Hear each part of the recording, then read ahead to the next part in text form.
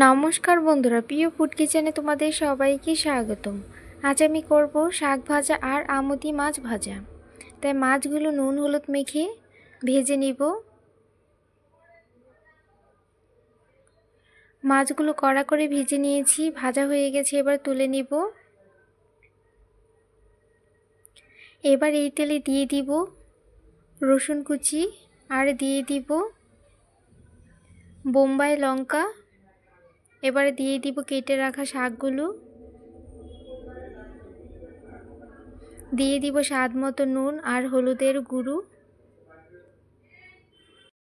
এবার ঢাকা দিয়ে দিব।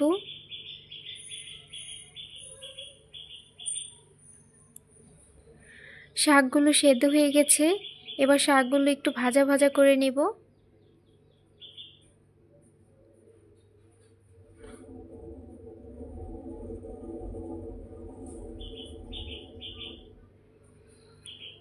শাকগুলো ভালো করে ভেজে নিয়েছি।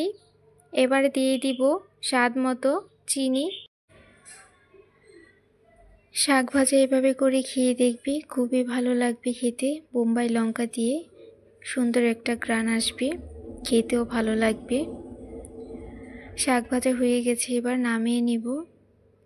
বন্ধুরা, ভিডিওটি ভালো লেগে থাকলে অবশ্যই চ্যানেলটি সাবস্ক্রাইব করে রাখবে আর লাইক কমেন্ট শেয়ার করতে ভুলবে না। এভাবে মাছ ভাজার সাথে শাক দিয়ে খেতে খুবই ভালো লাগে, করে খেয়ে দেখতে পারো, খুবই ভালো লাগবে খেতে।